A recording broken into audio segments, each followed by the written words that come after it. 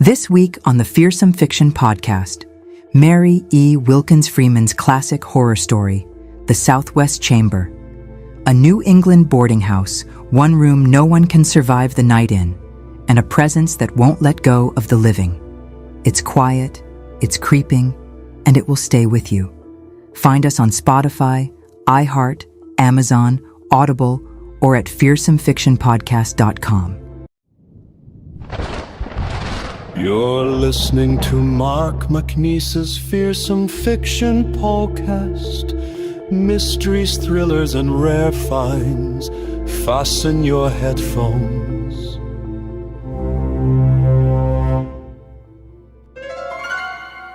Welcome to another short classic on Fearsome Fiction. This is Rebecca at Wondervox. I'll be narrating this week's story, The Southwest Chamber, by Mary E. Wilkins Freeman, first published in 1903.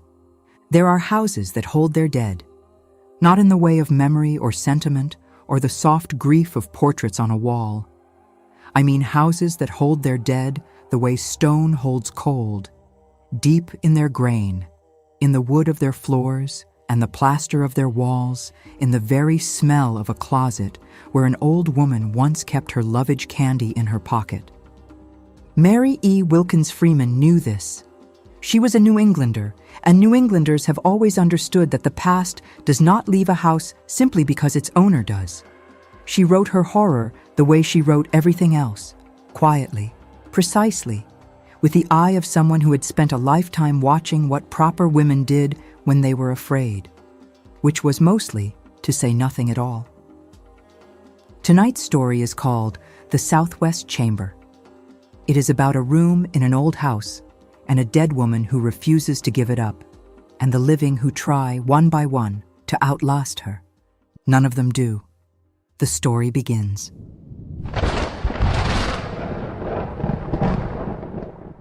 "That school teacher from Acton is coming today," said Miss Sophia Gill. "I have decided to put her in the Southwest Chamber." Amanda looked at her sister with an expression of mingled doubt and terror. "You don't suppose she would?" she began hesitatingly. "Would what?" demanded Sophia sharply. Both sisters were below the medium height and stout, but Sophia was firm where Amanda was flabby. Amanda wore a baggy old muslin on that hot day, and Sophia was uncompromisingly hooked up in a starched and boned cambric over her high-shelving figure. "I didn't know, but she would object to sleeping in that room," faltered Amanda, "as long as Aunt Harriet died there such a little while ago." "Well," said Sophia, "of all the silly notions. If you are going to pick out rooms where nobody has died, you'll have your hands full. I don't believe there's a room or a bed in this house that somebody hasn't passed away in." And so the matter was settled, as Sophia always settled matters.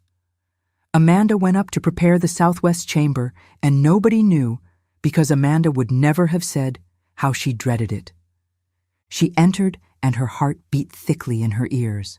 Her hands were cold. The room was very large. The 4 windows were closed, the blinds shut, and the room lay in a film of green gloom. The furniture loomed out vaguely. The white counterpane on the bed showed like a blank page. Amanda crossed the room, opened a window, threw back the blind. The room revealed itself, an apartment full of aged and worn but still valid state. Pieces of old mahogany swelled forth. A peacock-patterned chintz draped the bedstead. The closet door stood ajar. There was a glimpse of purple drapery floating from a peg inside. She took down the garment, a loose gown that had belonged to her aunt, shuddering, and closed the closet door. The closet was long and carried a strong odor of lovage. Aunt Harriet had always carried lovage in her pocket. Amanda received the odor with a start, as if before an actual presence. She finished her work. She spread fresh towels, made the bed. Then she went to take the purple gown from the easy chair where she had laid it, and stopped. The purple gown was not on the chair. Amanda told herself she must have been mistaken. She looked in the closet. It was not there. She looked in the bureau drawers. She looked under the bed.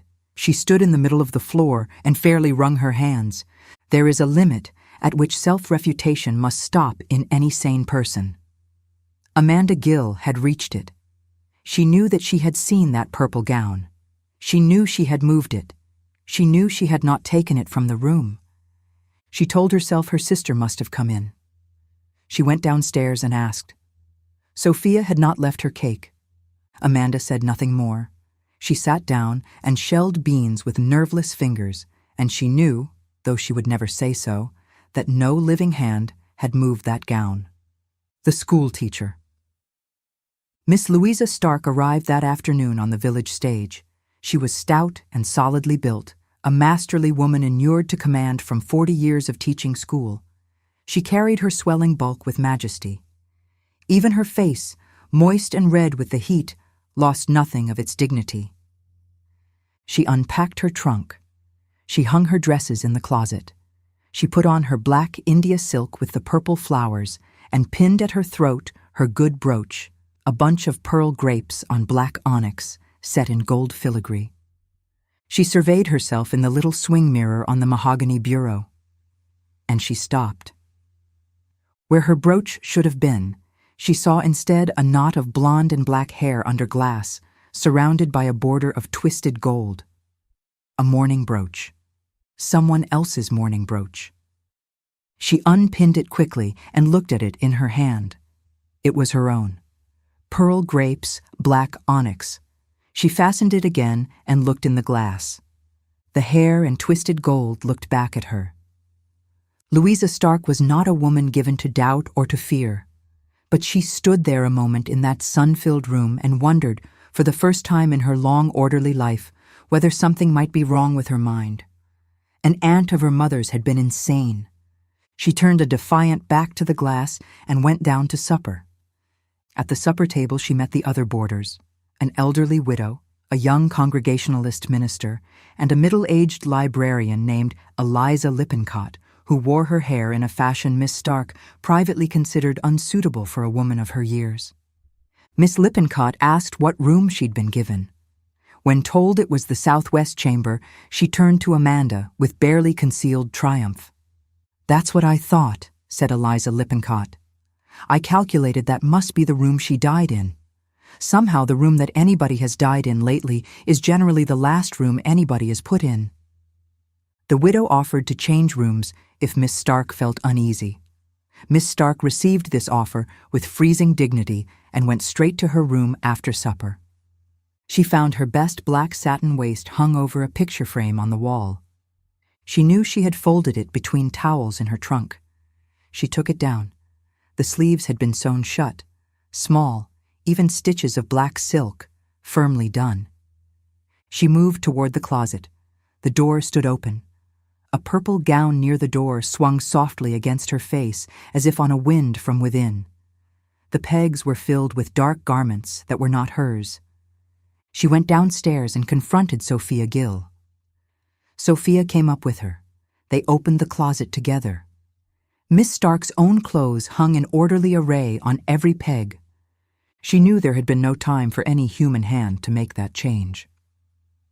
In the morning, Louisa Stark did not come down to breakfast. She left before noon, and she never came back. The widow. Mrs. Elvira Simmons had been watching. The moment she heard the school teacher was gone, she went straight to Sophia Gill and asked for the southwest chamber. Sophia hesitated. "I have no objections," she said.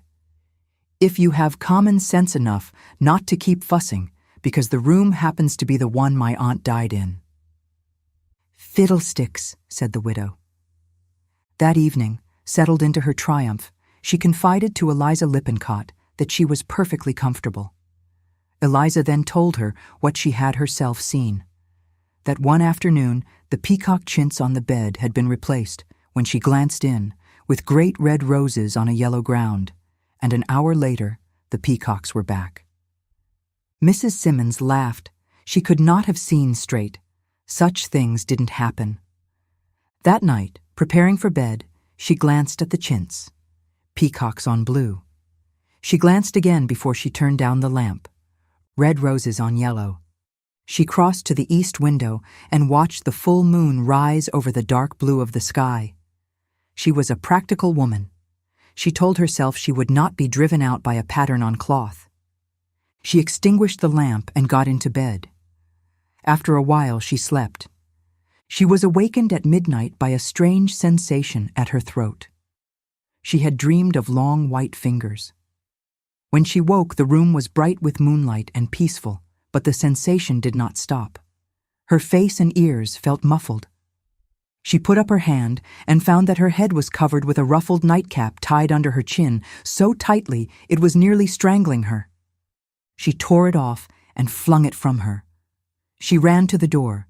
It was bolted on the inside. She had not bolted it. She searched the floor for the cap. She lit the lamp. It was not in the room. She went back to bed. She slept again. She woke again to the same softness tightening at her throat. This time, she held on. She ran to the open window and flung the cap out into the night. A gust of wind, though the night was calm, blew it back against her face. She clutched at it. It eluded her. It was gone.